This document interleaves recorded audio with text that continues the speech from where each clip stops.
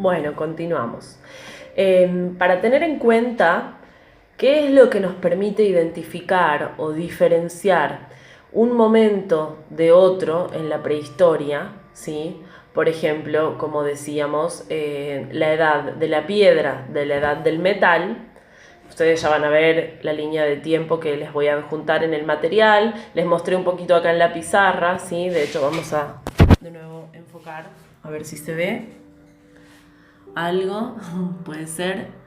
Para poder distinguir entre esta edad de la piedra y la edad del metal, tenemos que preguntarnos qué pasó en el medio, ¿sí? Una pista la podemos tener en el cambio de denominación de estas edades. ¿Por qué una es de la piedra y otra es del metal?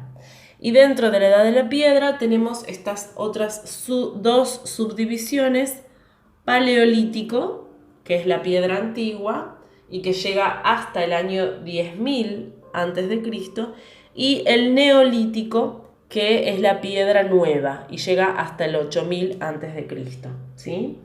Luego ya durante la edad de los metales vamos a encontrar las primeras civilizaciones organizadas que van a darse a sí mismas una organización política, va a haber una vida religiosa bastante rica y por supuesto grandes saltos en la cultura que va a permitir el ingreso a la escritura, por ejemplo, ¿sí? Y por ende a la historia, según esa denominación clásica de los historiadores, ¿sí? Pero bueno, quiero remarcar que un pueblo no tenga escritura no quiere decir que no tenga historia, no quiere decir que no haya cambios, no significa eso. Pero sí a modos, digamos, con el fin de organizar las características que permiten ubicar sociedades, digamos, con un cierto manejo del lenguaje, de otras que no, se usa como referencia la escritura, ¿sí? Bien, características generales que las van a encontrar además en el material que yo les dejaré, que de hecho ya está subido, y que hay que poder identificar. Dentro de lo que es la edad de la piedra, nos tenemos que preguntar, por ejemplo, y en realidad no solo ahí, sino siempre nos vamos a preguntar en estas primeras civilizaciones o en estas primeras formas humanas o primeras formas de organización de la vida de los humanos, vamos a preguntarnos cómo se organizaban socialmente, es decir, cómo vivían. Nosotros actualmente, ¿cómo nos organizamos? ¿Cuál es el núcleo donde primero socializamos, como estábamos viendo en construcción de ciudadanía? ¿Se acuerdan? La familia, ¿sí? Bien, sabemos actualmente la familia es, bueno, un grupo de personas reducido, ¿sí? Puede variar en la cantidad de miembros, pero sabemos que por lo general se da la vida, los primeros años del ser humano junto a sus cuidadores, sus tutores o sus progenitores, ¿sí? No siempre se dan todos los casos iguales, pero sí podríamos decir que estamos bajo el cuidado de alguien que se encarga de nosotros hasta una determinada edad, ¿sí? Y además después vamos ingresando a otras instituciones, como por ejemplo la escuela, en donde seguimos aprendiendo pautas de convivencia, como estábamos viendo en construcción de ciudadanía. Ahora, en aquellos primeros años, ¿sí? Que además, si ustedes ven la línea de tiempo, van a ver que en un fragmento así estamos haciendo entrar una gran cantidad de tiempo, ¿sí? Decimos que el paleolítico comienza aproximadamente, tuviésemos que dejarnos, no dejarnos llevar, si tuviésemos que tomar como referencia los hallazgos fósiles más antiguos, podríamos decir que estamos hablando de 4 millones aproximadamente de años antes de Cristo, ya habría aparecido o ya habría habido vida humana o de homínidos en la Tierra, ¿sí? Imagínense que la edad de la piedra termina recién en el año 5000 antes de Cristo, es decir que estamos hablando de casi 1 millón de años en donde la forma de organizarse para vivir y la forma de organizarse también para poder comer, para poder subsistir, fue cambiando, ¿sí? Entonces, lo que vamos a identificar es el tipo de organización social que se daban estos primeros grupos humanos. Estaríamos hablando de lo que se conocen como las tribus, ¿sí? O, perdón, no tribus, bandas u hordas, ¿sí?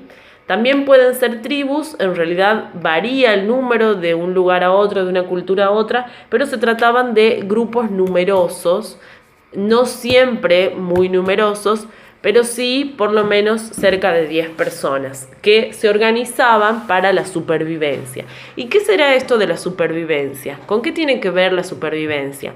Tiene que ver con poder comer, tiene que ver con poder abrigarse, con poder estar a salvo de ciertos peligros que implica, por ejemplo, la vida en la naturaleza en aquel entonces. Recuerden que los seres humanos comparten el espacio siempre con otros seres vivos, con las plantas, con los animales, ¿sí? Y ustedes van a poder ver seguramente en geografía qué es lo que va generando los cambios en la forma de la Tierra y también en el clima, ¿sí?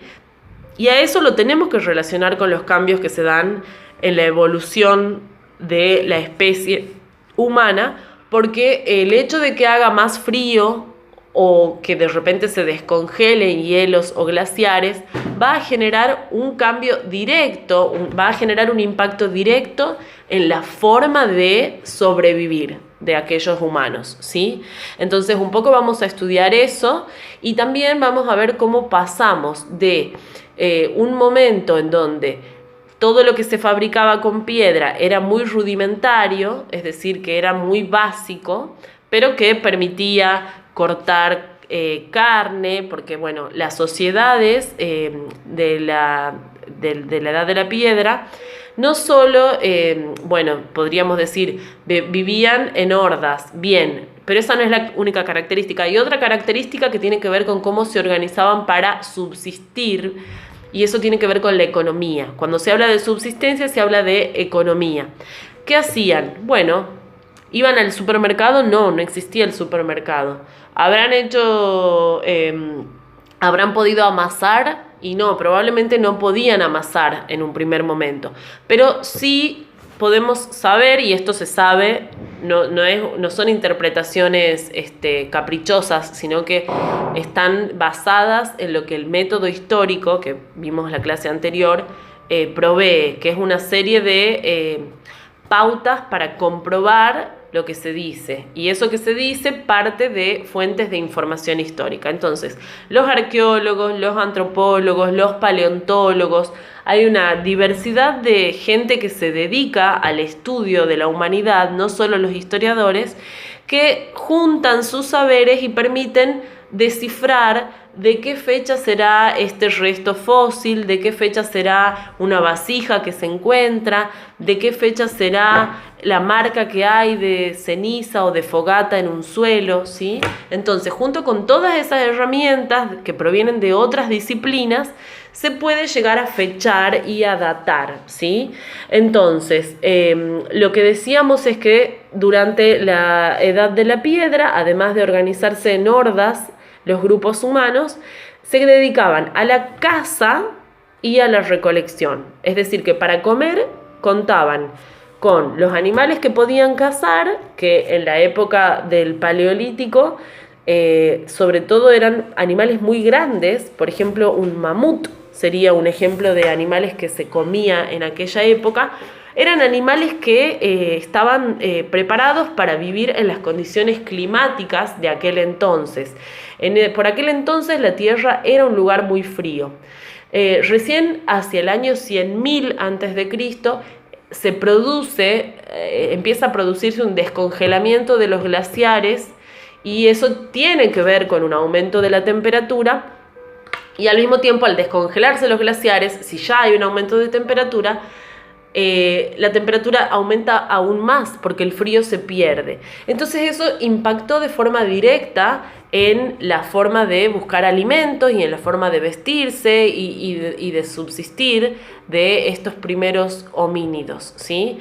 Entonces, el paso del paleolítico al neolítico tiene que ver con eso, tiene que ver con un cambio que se da a nivel ambiente y que va a incidir, es decir, va a impactar de forma directa en las formas en que se va a organizar el aprovisionamiento de alimentos. Entonces vamos a ver cómo pasamos de la pura caza y recolección a otras formas de conseguir alimento que tienen que ver con los primeros experimentos de poner semillas en las tierras, ¿sí? En la tierra, y a partir de eso poder cosechar algo, ¿sí? Entonces vamos a ir viendo cómo con el tiempo esos pequeños cambios van a empezar a generar pautas de organización y de supervivencia diferentes, ¿sí? Pero es muy gradual en el tiempo. Bueno, yo quiero que tengamos en cuenta eso. Por ahora estas serían las indicaciones. Estamos hablando siempre de grupos humanos que tienen una forma de consumir lo que les permite vivir a partir de la depredación, es decir, no producían nada. Recién en el Neolítico es que se empiezan a hacer los primeros ensayos para plantar ciertas semillas que permitían obtener luego productos que eran para alimentarse.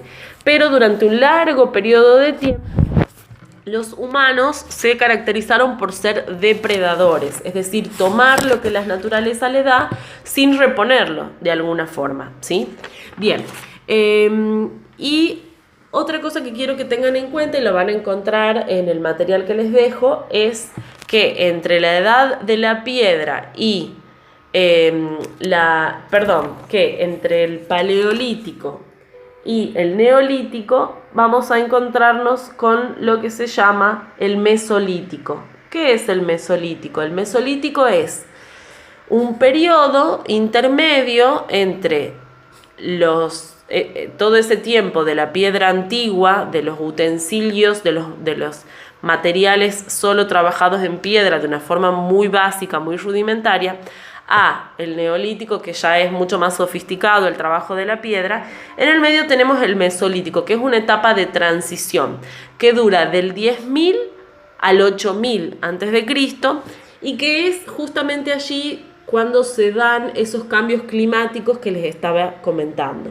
Del 10.000 al 8.000 antes de Cristo se produce el descongelamiento de gran parte de las masas de hielo en lo que sería el hemisferio norte, y también hay otras zonas que se congelaron. Y todo esto produjo movimientos, es decir, migraciones de los grupos humanos que iban buscando, por supuesto, el lugar más confortable para sobrevivir, ¿sí? Otra característica que hay que tener en cuenta, además de que vivían en grupos, en hordas, y de que eran cazadores y recolectores, otra característica, y que está relacionada con estas dos que acabamos de mencionar, es que se trataban de grupos nómades. ¿Qué quiere decir nómade? El nómade es el que no tiene un lugar fijo, ¿sí? Y eso tiene que ver con esto que les vengo comentando. Así que yo voy a dejar la pregunta planteada. Esta pregunta la tienen que responder, pueden tomar apunte en una carpeta. Yo probablemente la deje planteada como pregunta extra en Classroom. De hecho, creo que está planteada ya. ¿Por qué se produce un cambio en la forma de ocupar el espacio, en la forma de vida, junto con los cambios que se dan en el clima y en la técnica, ¿sí? ¿Por qué pasamos de sociedades nómades a lo que se conoce como sociedades sedentarias, que ya vamos a volver sobre ese concepto? Es decir, grupos humanos que se asientan en la tierra para poder trabajarla y para poder obtener los alimentos, ¿sí?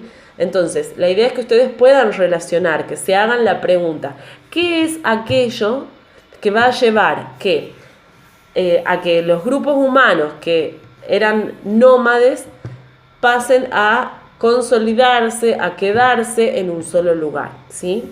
Les dejo esa pregunta planteada y aprovecho este último ratito para contarles que tienen también la tarea de construcción de ciudadanía subida en el espacio correspondiente.